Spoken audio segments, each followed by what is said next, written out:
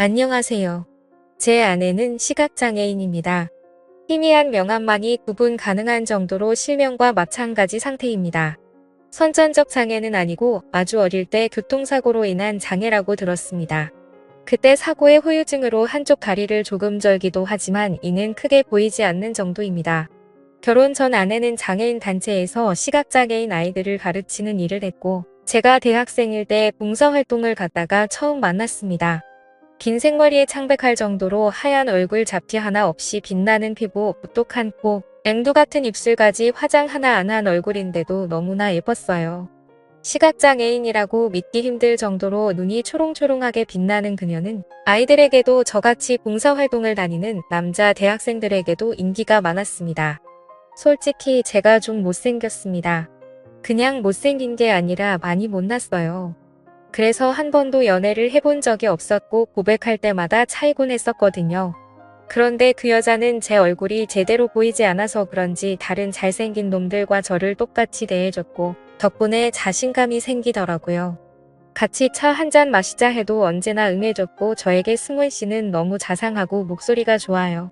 어떻게 생겼는지 궁금해요. 라고 말해주기도 했었죠.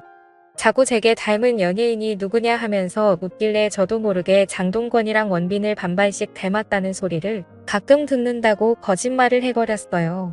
아내가 어릴 적 시력을 잃었기에 장동건이랑 원빈은 알 것 같아서요.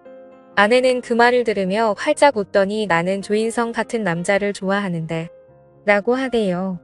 그러면서도 싫지 않은 기색이었어요. 솔직히 진짜 찔렸지만 솔직히 말할 수는 없었습니다. 제가 사실 유해진이랑 박지성을 닮았다는 말을 많이 들었는데 그렇게 말할 수는 없는 거잖아요. 아내가 너무 좋아서 사귀자고 고백하고 싶은 마음이 굴뚝 같았지만 학생이기도 하고 하도 여자들에게 많이 차여서 그런지 자신감이 생기지 않더라고요. 그렇게 계속 친한 지인으로 지내다가 제가 대학 졸업하고 직장 생활을 시작하면서 이제 직장이 생겨 돈도 벌고 안정을 찾으니 용기가 좀 생겼습니다. 그녀에게 당신을 행복하게 해주고 싶다. 라는 말로 대시를 하였고 본격적으로 1년 연애하고 결혼까지 하였습니다. 아내랑 연애하면서 알게 된 사실인데 어렸을 때부터 인기가 많아 많은 남자들의 대시가 있었다고 하더군요. 역시나 그 여자는 제가 첫 남자가 아닌 듯 했어요. 저는 이 여자가 첫 여자였는데 좀 억울하더라고요. 심지어 그 여자는 잠자리에서 눈이 보이지 않는데도 꽤나 능숙했습니다. 솔직히 이렇게 물어보면 찌질하고 진짜 남자답지 못하다는 게 저도 잘 알지만 저도 모르게 혜리 씨는 몇 명이랑 잤어요? 라고 첫날 밤에 물어봤었네요. 제가 이렇게 묻자마자 그렇게 천사 같던 여자가 제 쪽으로 본인이 잡히는 물건을 쥐다 던지면서 펑펑 우는 겁니다. 그때서야 그 말이 여자에게 절대해서는 안 되는 말인지 처음 알았네요. 첫 정식 연애인지라 이렇듯 연애하는 내내 그 여자를 거스르게 하는 짓들을 좀 하긴 했었지만 그래도 그런 것 빼고는 별 문제 없었답니다. 저는 부모님과 여동생이 한 명 있습니다. 가족들에게 이 여자와 결혼하고 싶다고 소개하니 저희 어머니 사색이 돼서는 어쩔 줄 몰라 하시는 게 눈에 보이더라고요. 반면에 저희 아버지는 이렇게 예쁜 며느리가 들어와서 너무 좋다고 본인은 무조건 찬성이라 하셨어요. 아이고 내가 다 눈이 부시다. 이렇게 예쁘고 찬한 며느리가 우리 집안에 오니 너무 좋다. 아가야 고맙다 우리 집에 시집 와줘서. 이러면서 제 아내 손을 쓰다듬으시며 연신 고맙다 하셨죠. 아내를 집에 데려다주고 다시 집에 오니 어머니가 이렇게 말씀하셨어요. 너 정말 이런 여자랑 결혼해서 제대로 살 수 있겠어? 눈이 안 보인다는 건 말할 수 없는 거지. 들을 수 없는 것보다 더 옆에 있는 사람이 힘든 거야. 손이 없고 발이 없는 거랑 같은 거라고. 내가 평생 이 여자 손이 되고 발이 돼줄 수 있겠니? 정말 그걸 내 평생 견딜 수 있겠어? 그 사람의 장애와 그 사람 인생을 짊어지고 갈 자신이 있는 거야? 네. 엄마 저 정말 자신 있어요. 그리고 솔직히 이 여자 아니면 저 받아줄 여자도 없어요. 아시잖아요? 저 초중고 내내 못생겼다고 왕따 당한 거려. 이 여자만이 제 외모에 대한 탐견 없이 저를 받아줬어요. 저 정말 자신 있어요. 이 여자 제가 책임질 거고 후회하지 않을 거예요. 그래 알겠다. 대신 절대 이혼하겠다거나 후회한다는 말하지도 말고 그런 생각도 말아라. 내가 선택한 거니까. 네. 엄마 정말 그럴게요. 저희 어머니와 아버지 모두 제가 그렇다고 하자 크게 반대하지 않고 아내를 받아주셨어요. 허나 오히려 주위에서 반대를 많이 했습니다. 정말 많은 사람들로부터 비장애인과 장애인의 결혼에 대해 참 많은 말들과 우려 섞인 말들을 들었지만 사랑 하나로 극복하면 된다고 믿었습니다. 그리고 결혼식을 올렸습니다. 눈이 보이지 않는 아내는 본인이 얼마나 결혼식에서 아름다웠다는 걸 모를 겁니다. 정말 결혼식 내내 제 입이 뒤에 걸렸었네요. 원래도 예뻤는데 신부화장까지 하고 새하얀 드레스에 공주 같은 왕관까지 쓴 이 천사 그 자체였어요. 제 결혼식에 온 사람들 모두 연예인 결혼식에 온 것 같다고 말할 정도였죠. 결혼식 전에 혹시라도 실수할까봐 장인어른과 함께 입장 연습을 여러 번 해서 그런지 아내는 자연스럽게 신부 입장할 수 있었고 몇몇 아내가 시각장애인인 걸 모르는 지인들은 나중에 아내가 눈이 보이지 않는다는 걸 알고 엄청 놀랐다고 하네요. 그 정도로 아내는 겉보기엔 보통 사람들과 같았습니다. 신혼여행을 다녀와서 아내와 행복하게 결혼 생활을 하자고 다짐하고 약속했어요. 하지만 결혼 생활은 제 생각과 달랐습니다. 제가 아내에 대해 잘 모르는 상태로 결혼했다는 것을 깨달았습니다. 아내는 몸이 아니라 마음의 장애가 문제였던 사람이었습니다. 연애 당시 아내는 장애인에 대한 편견을 극복하고 싶다며 열심히 공부하고 자기관리를 하는 똑똑하고 당찬 사람이었고 밝고 명랑한 성격의 사람이었습니다. 그런데 한 집에서 살기 시작한 아내의 모습은 그와 거리가 멀었습니다. 아내는 아주 예민하고 신경질적이고 화를 주체하지 못하는 사람이더군요. 시각장애가 있다 보니 집안의 모든 물건이 정확히 제자리에 있어야 했는데요. 처음에 그 점에 대해 확실히 주의를 들었기에 조심하려 노력도 노력했지만 한 번씩 실수가 있었는데 그때마다 아내는 너무나 심하게 폭발을 했습니다. 맨 처음 폭발했을 때가 신혼생활 시작한 지 일주일도 되기 전이었어요. 항상 티슈를 두는 소파 귀퉁이에 손을 뻗었는데 티슈가 없었던 모양입니다. 막 비명 같은 소리를 지르기 시작했습니다. 놀란 제가 무슨 일이냐고 묻자 무슨 일이냐고 몰라서 물어. 티슈 두는 자리에 왜 티슈가 없어? 이 자리에 있어야 할 거 아니야. 이 정신 나간 놈아. 말귀를 못 알아들어. 이 짐승만도 못한 놈아. 너 말귀도 못 알아 처먹니? 뒷구멍을 찢어줘. 하면서 저에게 욕을 하기 시작했습니다. 정말이지 심각한 욕이었습니다. 정말 소름 돋는 욕들을 공중에 질러댔습니다. 아내의 그런 모습은 처음 봐서 저는 얼어붙어 아무 말도 할 수 없었습니다. 그러다가 소파 아래에 떨어진 티슈를 발견하고는 혜리야 그만 좀 해. 티슈 내가 옮긴 게 아니라 내가 움직이면서 떨어진 것 같아. 여기 바닥에 떨어져 있잖아. 내가 건드렸나 봐. 라고 말했는데 내가 눈 안 보인다고 거짓말을 해. 나를 갖고 노니까 좋아. 하면서 1시간에서 2시간 사이 정도 계속해서 욕을 해댔어요. 바닥에 발을 굴러대며 화를 주체하지 못하면서 말이죠. 아내를 간신히 진정시킨 후에 대화를 했습니다. 이제부터 물건 제자리에 두는 것에 더 신경을 쓸게. 대신 혜리 너도 욕하거나 소리 지르는 이제 하지 마. 알겠지? 알겠어 승훈 씨. 하지만 그 뒤로 이 같은 일들은 자주 긴 번이 일어났습니다. 주로 집안일은 제 담당이었어요. 밥 청소, 빨래, 쓰레기 버리기 등등. 가끔 아내가 돕는 건 빨래 개기, 이불 개기, 간단한 집 정리 정도였고요. 승원 씨 주방에는 불과 칼이 있으니까 위험하잖아. 결혼 전에도 몇 번 다친 적이 있어서 무서워. 하고 아내가 말하기에 제가 부엌일을 자처했고 아내가 청소를 하려 해도 간단히 쓰레기통에 쓰레기를 넣는 것 외에는 제가 도맡겠다고 했고 빨래는 오염의 정도를 잘 구분하지 못해 힘들다 하기에 제가 담당하기로 했었던 거죠. 당연하다 생각했고 큰 불만도 없었습니다. 아내는 처음에는 너무 고맙다며 천사를 만났다며 행복해했습니다. 저 또한 환하게 웃으며 고맙다고 말하는 아내의 얼굴을 보며 행복했고요.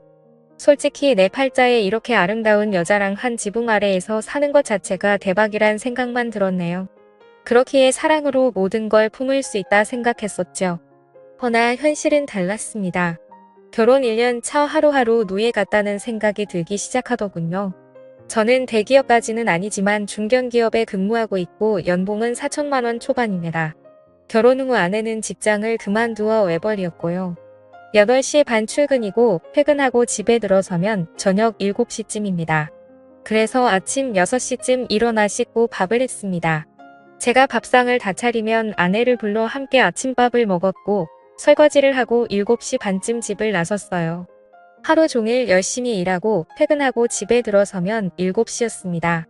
다시 밥을 하고 아내를 불러 함께 저녁밥을 먹고 설거지를 하고 본격적인 집안일을 했습니다.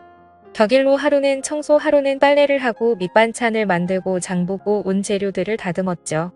여기까지는 불만 전혀 없었습니다. 제가 선택한 일이니까요. 저를 힘들게 했던 건 그 일을 하는 내내 아내의 눈치를 봐야만 했던 거였죠. 뭐 하나 자신의 기준에서 벗어나면 자신을 무시하는 거라며 폭발했습니다. 제가 차린 밥상에 앉아서 밥을 먹는데 갑자기 장난하냐? 국이 뜨겁잖아. 승원 씨 지금 나 엿먹이려고 일부러 그런 거지? 지금 나 무시해서 일부러 아주 팔팔 끓인 거 맞지? 뜨거운 국에 입대라고 일부러 그런 거 맞지?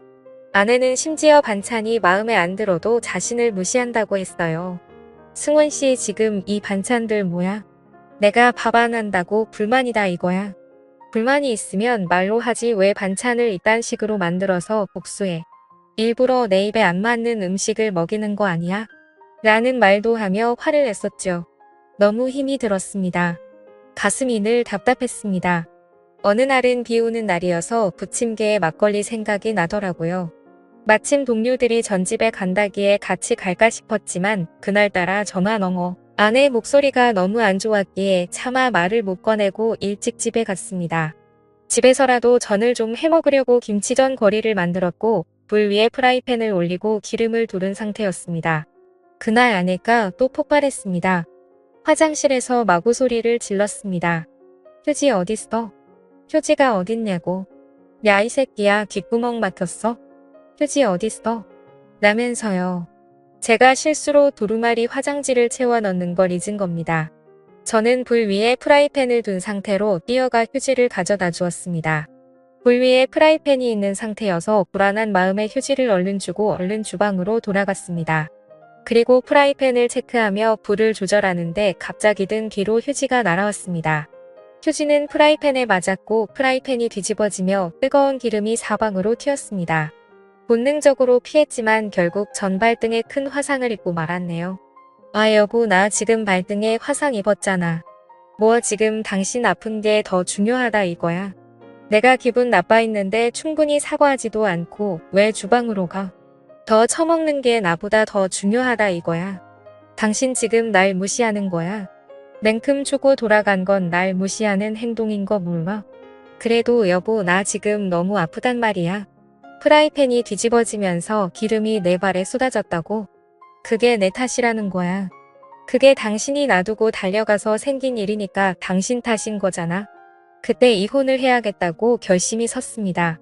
그래서 이제 도저히 당신과 한 집에 살아가기가 힘들다. 이혼하자. 했더니 집안의 모든 것을 부수며 소리를 지르기 시작하더군요. 그러더니 갑자기 저희 아버지에게 전화를 해서 아버님 지금 승원 씨가 저한테 이혼하자고 해요. 저 어떻게 해요? 하면서 흐느끼는 겁니다. 아버지가 신혼집이 불편하면 본인이 보살펴 줄 테니 시댁으로 오라 했나 봐요. 갑자기 짐을 저보고 싸주라 하대요. 그날 아내를 본가로 보낸 뒤 아버지 어머니한테 엄청나게 혼났어요. 이혼 이야기 절대 안 하기로 해놓고 뭐 하는 짓이냐고. 이렇게 책임감 없는 놈인 줄 몰랐는데 실망했다고 말이죠. 저는 그날 혼자 신혼집에서 잠을 자며 많이도 울었습니다. 하나밖에 없는 아들 앞으로 아내 보호하는 일을 최우선으로 삼고 살아가겠다는 말에 마음 아프셨겠지만 믿고 허락해주신 부모님이신데 실망시킨 것 같아 너무 죄송했어요. 그때 그 마음으로 시작했는데 1년 만에 무너진 내 자신도 바보같이 느껴졌고 아내를 제대로 감싸주지 못한 것 같아 미안했습니다. 어찌해야 하나 괴로웠어요. 아내에게 다시 가서 사과해야겠다. 그리고 부모님께도 다시는 이혼 이야기 꺼내지 않아야겠다. 결심하고 다음 날 본가에 가서 아내에게 다시 집에 가자 했네요. 아내는 싫다더군요. 마침 그날 여동생이 집에 있어서 여동생 방에 들어가 그간 있었던 일들을 이야기했네요. 그동안 그런 일들을 전혀 몰랐던 여동생은 많이 놀랐고 그리고 그날 여동생이 짚어줘서 알았는데 그 사이 제 머리에는 원형 탈모가 시작되고 있었습니다. 저의 스트레스를 이해한 동생이 여자 대 여자로 한번 이야기를 해보겠다고 했습니다. 그날 본가에서 저녁 식사를 했는데 그 자리에서 여동생이 새언니 말 꺼내기 힘든 일이지만 언니에게 부탁이 있어요. 라며 말을 꺼냈습니다. 아내를 비롯해서 부모님 모두 무슨 일인가 궁금한 기색이었죠. 제 여동생은 조곤조곤 새언니 두 사람 사랑하며 시작한 결혼 생활인데 서로 조금씩 양보하고 맞춰가며 살아야 하지 않겠어요? 이렇게 감정 상한다고 시댁에 오는 건 좀 많은 것 같아요. 도와줄 일이 있으면 저에게도 알려주세요. 제가 도울게요. 라고 이야기했습니다. 그 말을 듣자 저희 아버지.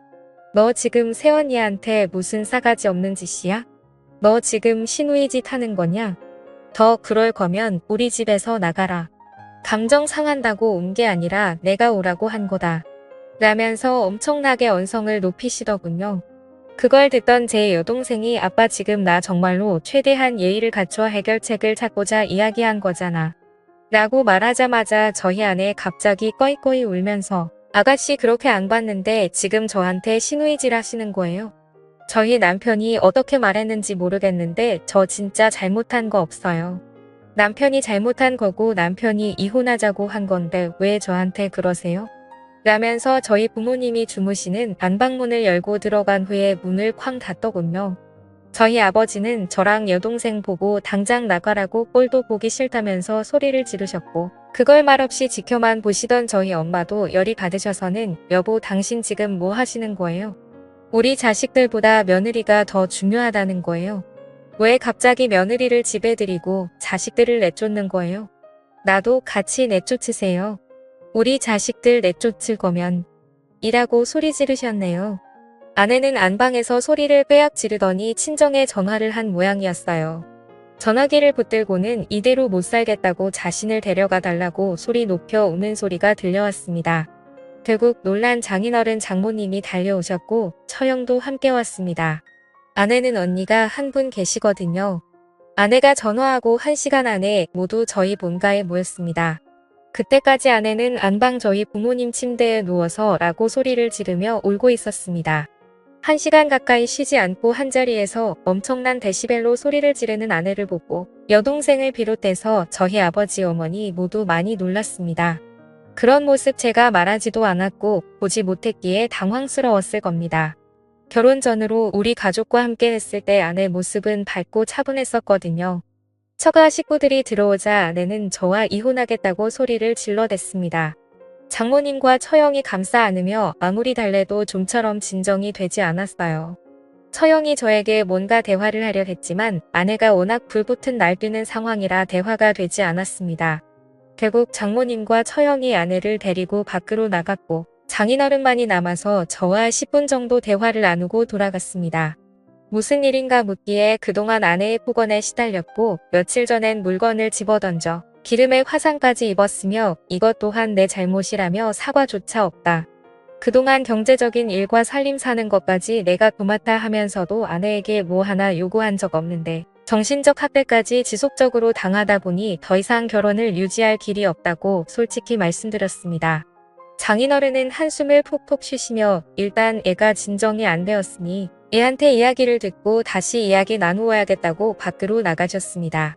이 모든 과정을 제가 장인어른께 드리는 말씀까지 고스란히 보고 들은 여동생은 펑펑 울며 저의 이혼을 돕겠다고 했습니다. 결혼이란 건 한 사람과 가정을 이루고 평생 의지하며 살아가야 하는 일인데 저는 이 사람과 정말 더 못할 것 같았습니다. 그날 이후 아내는 친정에서 돌아오지 않았고 며칠 동안 잠잠하다가 처형에게서 전화가 왔습니다. 동생 대신 사과한다며 저를 달래더니 재수가 와서 한 번만 눕혀주면 애가 들어갈 거예요. 재수가 좀마서 사과하면 안 돼요. 라고 했습니다. 저는 단호히 거절했습니다. 그러자 카톡이 왔어요. 아내였습니다. 아내에겐 시각장애인 전용 컴퓨터가 저희 신혼집과 처가에 한 대씩 있었거든요. 그걸로 카톡을 한 모양이었어요. 저에게 승훈 씨가 와서 무릎 꿇고 싹싹 빌기 전까지는 돌아갈 생각 없어요. 라고 하더군요. 아내의 메시지가 제 폰에 들어왔다는 것조차 끔찍하여 당장 지우고 싶었지만 이제 이혼을 생각하기에 다 증거가 될까 싶어 남겨두었습니다. 정말 마지막 전까지 다 떨어진 것이 느껴졌습니다. 결국 죄스러운 마음으로 부모님께 알리니 어머니는 내가 좀 그렇다면 이혼해라 라고 하셨고, 아버지는 이혼은 절대 안 된다. 내가 잘못한 거다. 그렇게 참하고 예쁜 애가 오죽하면 그렇게 꺼이꺼이 울었겠니? 우리 집에 데려와라. 내가 잘 달래서 설득하마 라고 하셨어요. 처가에서는 어떻게든 다시 저희 사이를 붙이려고 노력하셨는데, 아내는 제가 사죄하기 전까지 절대 용서하지 않는다고 카톡만 보냈습니다. 그러면서도 법원에 같이 가자는 말에는 답이 없었습니다. 아버지는 저에게 시각장애인인 불쌍한 아내를 버리는 남편쯤으로 매도하시더군요. 제게 일어난 1년간 노예살이 같았던 신혼생활을 하나하나 말씀드려도 차만 우리 며느리가 그럴 리가 없다고만 하셨어요. 정말 너무나 끔찍했습니다. 아내의 연락도 아버지의 연락도 너무 싫었어요. 그래서 핸드폰을 끄고 며칠 생활을 했네요. 그러던 어느 날 갑자기 어머니가 저희 신혼집에 찾아오셨습니다. 어머니가 무슨 일로 저희 집에 오신 거예요? 라고 물으니 아무 말도 안 하시고 한숨만 푹푹 쉬시는 겁니다. 무슨 일이냐고 아무리 물어도 이 아빠 제 정신이 아닌 것 같다. 라는 말만 반복하셨습니다. 알고 보니 제가 연락을 안 받고 있던 그 며칠간 많은 일이 있었더군요. 정말 저희 아버지가 자꾸 아내를 설득해보겠다고 아내를 본가로 불렀고, 아내랑 저희 아버지랑 많은 이야기를 나누었다고 합니다. 그걸 보면서 저희 여동생과 아버지가 큰 마찰이 있었나 봐요. 결국 아버지가 저희 여동생에게 이라는 말과 함께 내쫓으셨고, 그걸 보던 저희 어머니가 화를 내며 같이 나가라면서 욕까지 하셨다네요. 저희 아버지가 원래 불같은 성격이라 저희 어머니가 평생 참고 사셨는데, 며칠간 아버지가 아내와 꼭 붙어서 이것저것 챙겨주시고 손과 발이 되어주시면서 저희 어머니에게는 평생 안 하던 행동들을 하시니 꽤나 어머니가 열이 받으셨나 봐요. 그 꼴도 보다가는 병들어 죽을 것 같아서 저희 집에 오신 거였어요. 처음 저희 아내를 봤을 때부터 워낙 저희 아내를 좋아하셨고, 며느리 사랑은 시아버지라는 말이 있으니 저는 그쯤으로 생각했었는데, 저희 여동생과 어머님에겐 그렇게 하면서 저희 아내에게만 그렇게 살갑게 구시는 아버지가 제가 보기에도 정상은 아니었어요. 아내와 이혼을 결심했다는 거 아시면서도 굳이 아내를 설득하겠다고 그러시는 것도 이상했고요. 저는 어머니께 엄마 제가 오늘 집에 가서 아내 친정으로 보내고 이혼하려고요. 라고 했더니 어머니가 쉽지 않을 텐데 하시면서 걱정하시길래 걱정하지 말라 하고 집에서 나왔습니다. 본가에 가서 현관문 비밀번호를 치고 거실에 들어섰는데 아무도 없는 듯 조용하더군요. 분명 현관에 아내 신발과 아버지 신발 둘 다 있었거든요. 그래서 아내가 지낼 만한 여동생 방에 들어갔더니 아내가 없었습니다. 저희 본가가 안방을 제외하고 작은 방이 3개인데 나머지 2개의 다른 방들을 열어봐도 아내가 없었어요. 이제 있을 만한 곳은 안방뿐이었습니다. 안방에서 둘이 대화를 하고 있나? 싶었는데 생각해보니 대화 소리가 전혀 나지 않는 거예요. 그래서 안방문에 귀를 대봤습니다. 그랬더니 대화 소리 같은 게 들리더군요. 아버님 이렇게 하면 될까요? 그래. 나는 그게 좋다. 뭐 이런 소리가 들리더니 한동안 조용했어요. 그리고는 저희 아버지의 이상한 소리가 들렸습니다. 그리고 저희 아내의 소리도 연달아 들렸네요. 그런데 아무리 생각해도 제 머릿속엔 이상한 생각만 들더군요. 이거는 정상적인 대화가 아니었어요. 아닐 거야 라고 생각하고 안방문을 확 열어버렸습니다. 그리고 저는 제 앞에 펼쳐진 장면을 보고 저는 아무 말도 하지 못하고 하늘이 노래졌습니다. 그렇게 문소리를 듣더니 제 아내는 누구야? 라는 소리를 했고 저희 아버지는 너 지금 뭐 하는 거냐? 하면서 오히려 저에게 언성을 높이더군요. 그제야 아내가 상황 파악이 됐는지 황급히 막 주변을 더듬더듬거리더라고요. 저는 결국 아무 말도 하지 못한 상태로 그 자리에서 나와서 집으로 왔고 어머니가 무슨 일이냐고 묻는 말에 아무런 말도 하지 못했습니다. 그리고 지금 일주일 정도 지난 상태인데요. 솔직히 이제 어떻게 해야 할지 모르겠어요. 이혼 소송을 시작하면서 제가 본 이야기들을 어머니나 여동생에게 말할 자신도 없네요. 상처만 줄 게 뻔하니까요. 달라질 건 없고요. 이럴 때 전 어떻게 해야 할까요? 아내에게 연락했더니 본인은 절대 이혼할 생각이 없다네요. 네가 어떻게 그럴 수 있냐? 하니 본인이 뭘 잘못했냐고 오히려 적반하장이었어요. 제가 증거가 없는 걸 알고 있는 것 같더군요. 저희 아버지에게는 차마 연락하지 못하고 있습니다. 진짜 그날이 꿈만 같고 거짓말 같아서요. 차라리 지금 제가 하는 말들이 다 자작이고 거짓말이었으면 좋겠네요. 아직도 눈만 감으면 그날 일이 생각나고 힘이 드네요. 저 이제 어떻게 해야 할까요? 현명한 조언 댓글로 부탁드려요.